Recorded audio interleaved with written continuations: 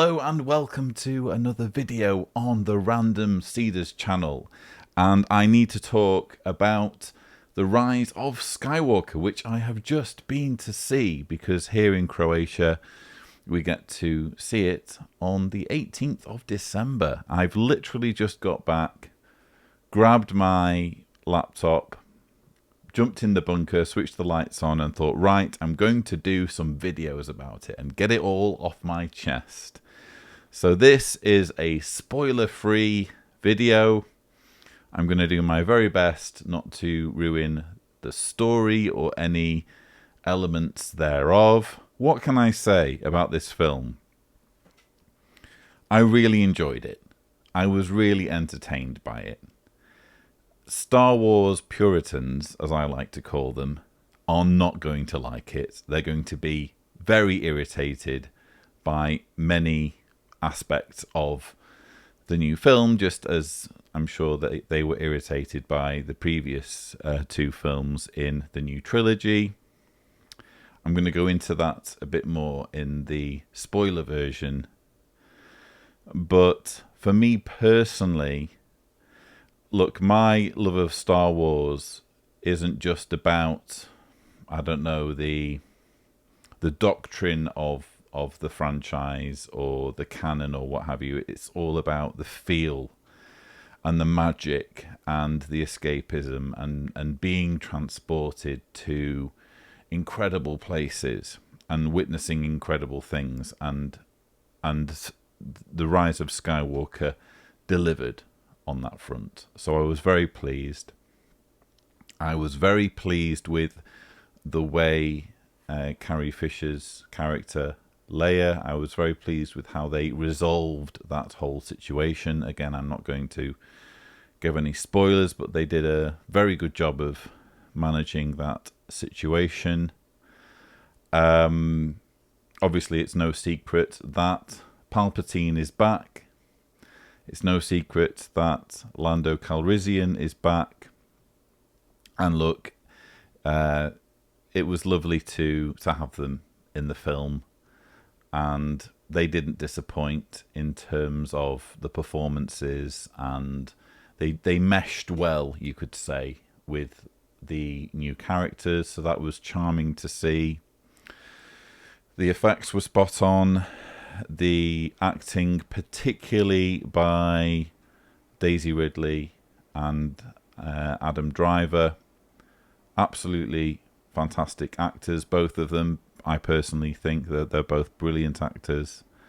I think that Daisy Ridley in particular, you could argue that the success of the whole trilogy, and, you know, look, like it or loathe it, it's been successful. It's definitely developed a following, particularly among the younger generation, even if some of the old stalwarts don't like it.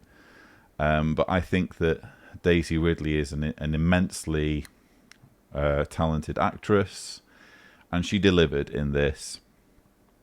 And what else can I say without spoiling the film? Oh, okay, I've given quite a few positives there. I suppose for balance, I need to also give negatives, and there are negatives. It's not all amazing.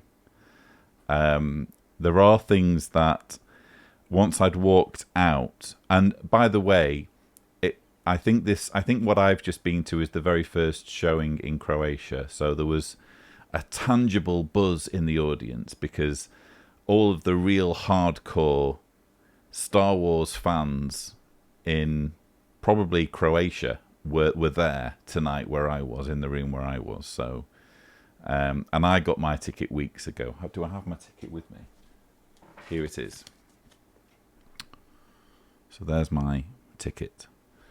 And there were problems with the plot, which I can't really go into without spoiling it. But I will say that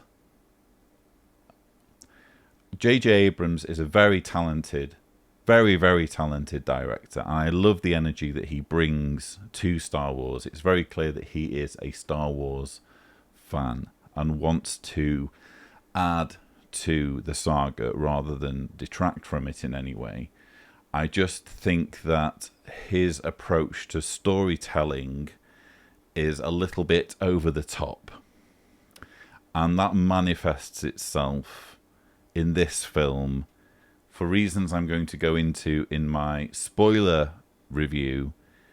There are problems with the storyline that don't mesh well when you actually stand back and think about how the film fits in with the rest of the saga. And that's a little bit sad when you think that this is bringing the whole saga to a conclusion. But as I've said in my Star Wars Broadly Speaking video, the whole thing with science fiction is that you have to suspend disbelief to some degree anyway. You know, there's crazy stuff going on in science fiction films. The Force clearly isn't a feasible thing. We all kind of go along with that, so why can't we go along with over-the-top storylines, or storylines that don't that lack in continuity, shall we say, with what's been established beforehand, which is a problem in The Rise of Skywalker. That said, did I feel engaged with the characters? Yes. Was I rooting for them? Yes. Was I swept away by the sheer spectacle of what I was seeing, which is what I require from a Star Wars film? Yes. And did the ending feel like the end of the saga? Did it give me closure in that regard? Yes. I think that the way that the film ended was very, very touching, and it was fitting. Just as the treatment of Princess Leia was fitting.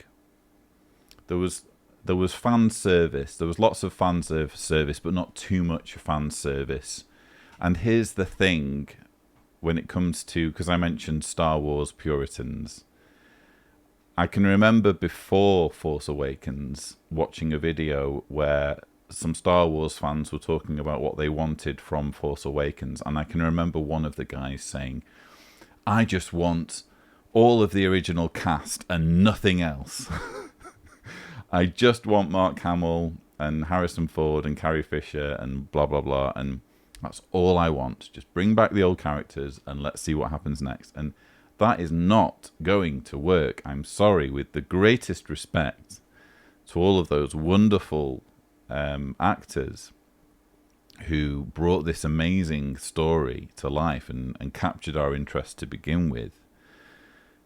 You're not going to sustain a film on its own, never mind a trilogy, purely with older actors. You need a blend. You need youth in there as well. You need new blood. You need the original cast to hand the baton over to the new generation. And looking at Force Awakens, Last Jedi, and Rise of Skywalker together, did the makers achieve that? Undoubtedly. They paid tribute to the cast of the original trilogy, in my opinion, although I would have liked to have seen more of Mark Hamill. I think lots of people feel that way. But on the whole, it's difficult to...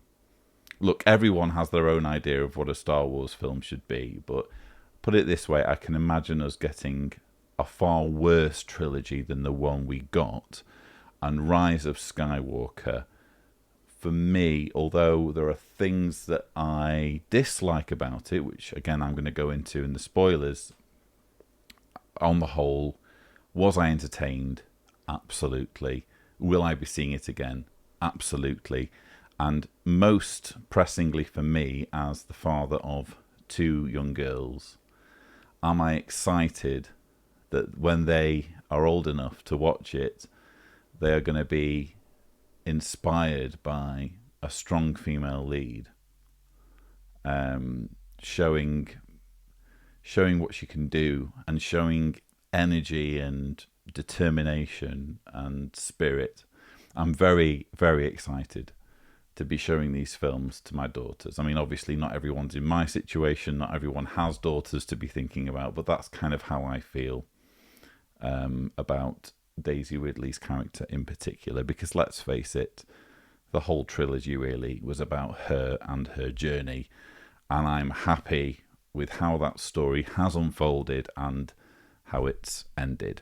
So those are my spoiler-free thoughts on The Rise of Skywalker, and I'm now going to make my spoiler review of the film. I hope you've enjoyed this video, and that's it.